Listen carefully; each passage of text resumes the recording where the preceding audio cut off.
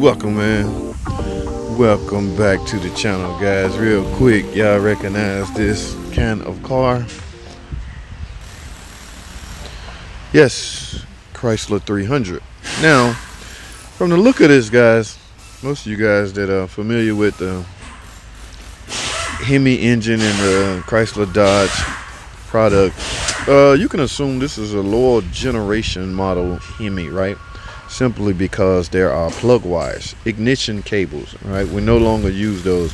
Okay, just about every ignition system on cars now are coil on plug design.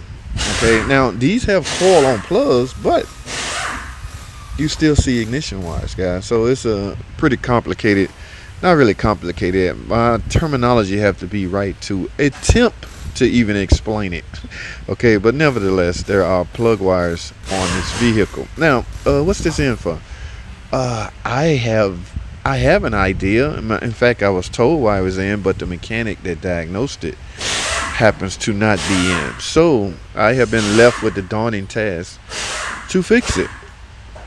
Okay, now the diagnosis is apparently done because I see parts over here.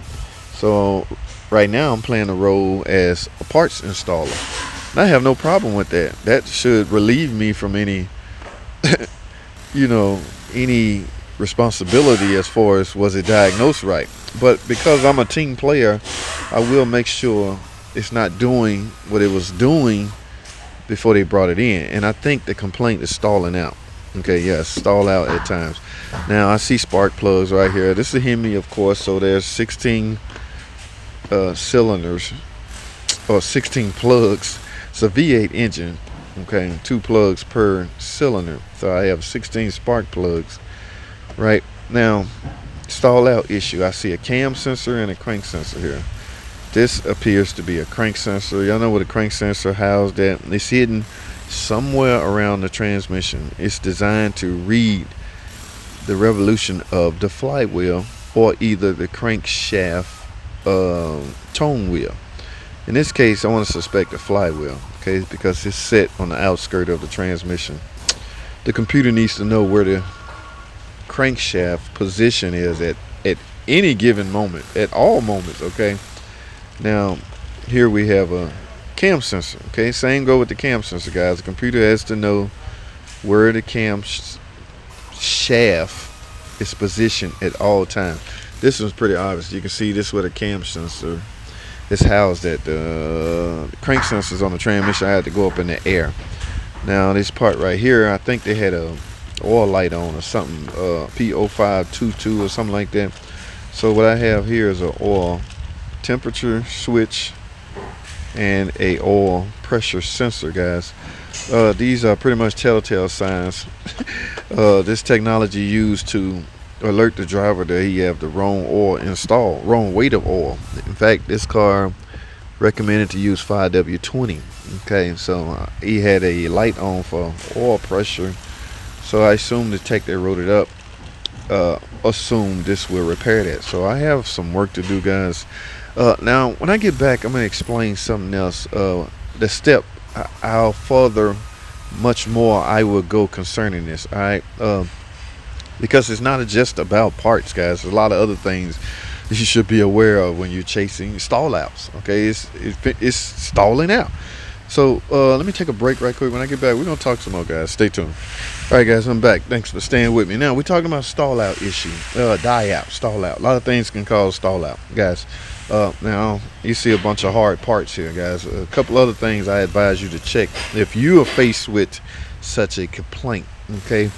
For instance, the air filtration, guys. As you know, a car has to breathe in order to not die. It's like a human being. If you have no oxygen, you have no way to breathe, you will eventually stall out. Okay, so that same theory, I guess, can apply to a vehicle, automobile. So what I'm getting at is, guys, you got to make sure your car could breathe properly. All right, make sure. Yes, that is clean. Make sure the car can breathe.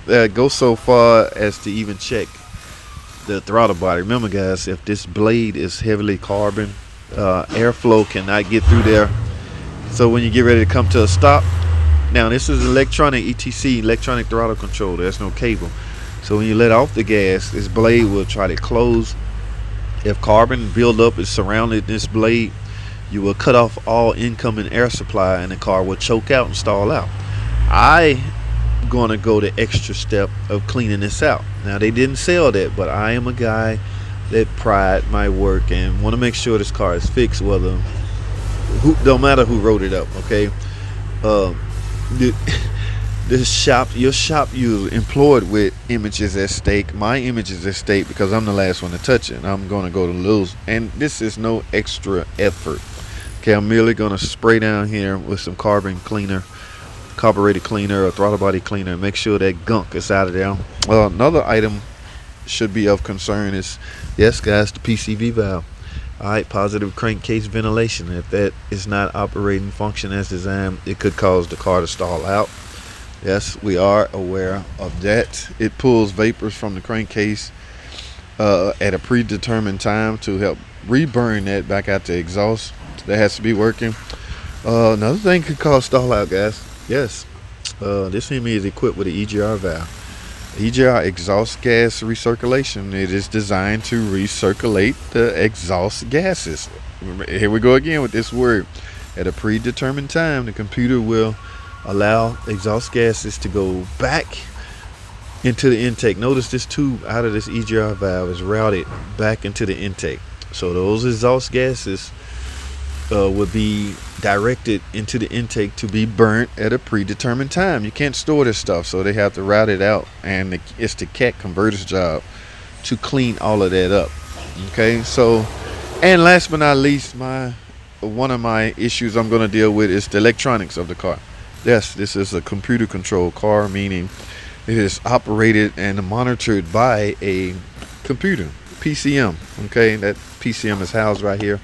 I'm going to scan that, make sure it is properly up to date, make sure everything is working the way it's supposed to. The big issue is flash updates. Okay, this is not a real high mileage car. Remember guys, I'm against flashing. I'm going to talk about this on a separate video. If you have a lot of miles, close to 200 or something like that, 150 and higher, I'm against flashing, but this car is still in its early stage. It's not a high mileage car, although it's old technology.